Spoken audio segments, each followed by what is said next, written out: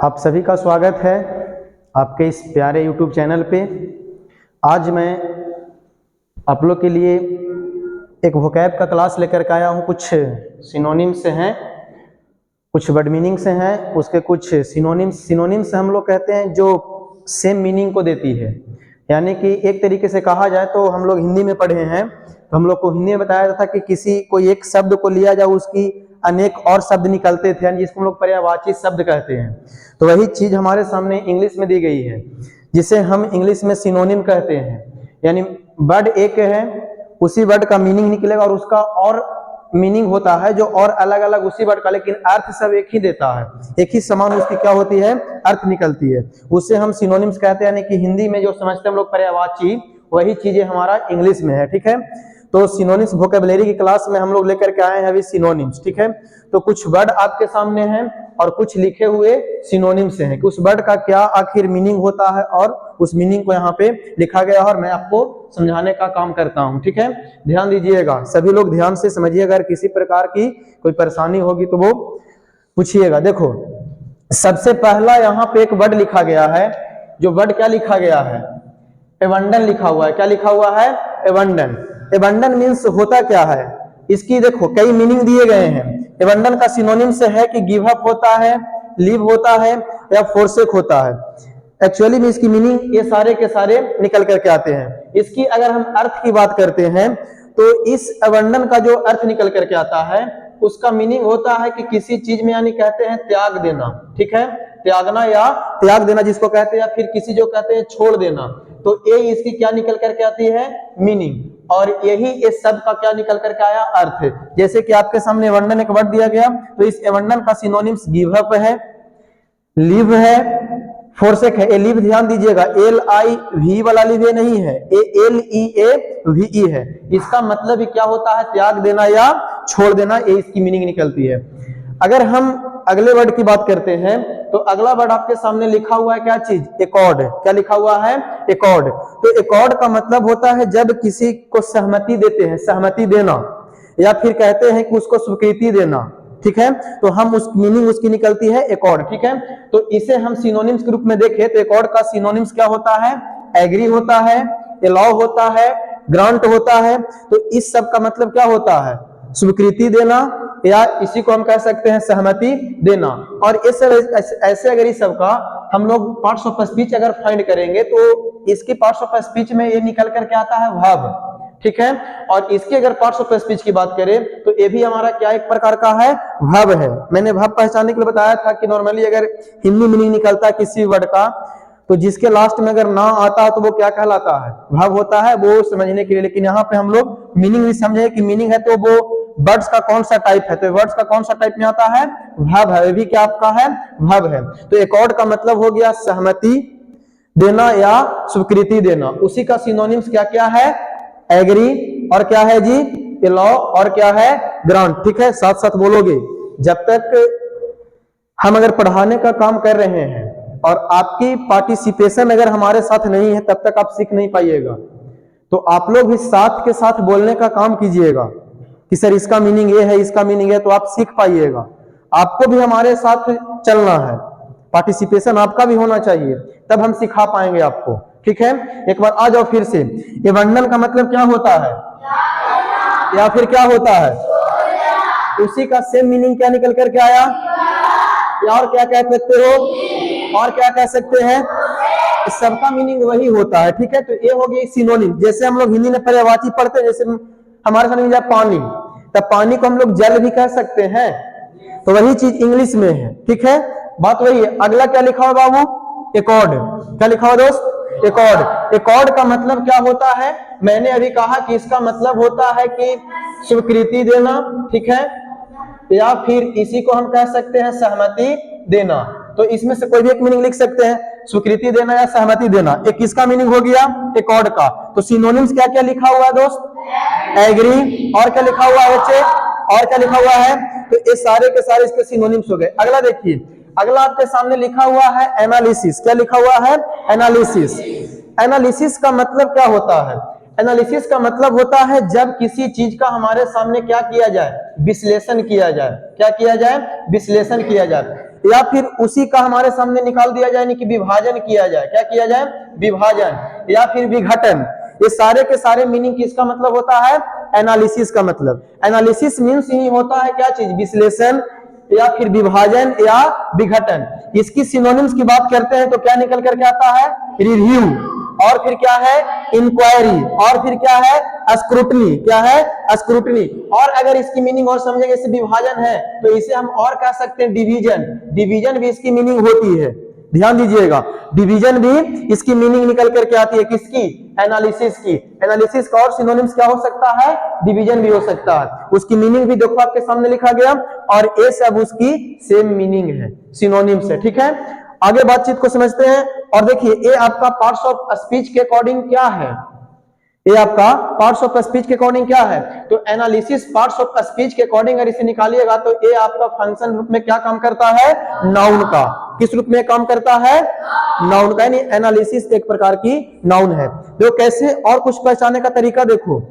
Analysis का ही मैंने synonyms review लिखाया, इंक्वायरी लिखाया या फिर स्क्रूटनी लिखाया। तो ये सारे के सारे चीज क्या होते हैं हमारे? बताओ। तो ये सारे के सारे का मतलब होता है विश्लेषण या विभाजन। अब मैंने नाउन पढ़ाया था तो नाउन के द्रव्य कुछ फिक्स है, हम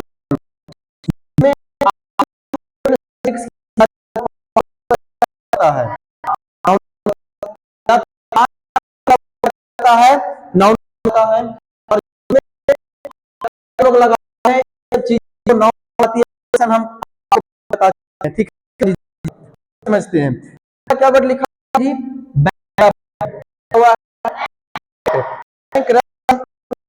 हैं जो जिसका मीनिंग होता है जैसे सरकार कुछ है नहीं तो उस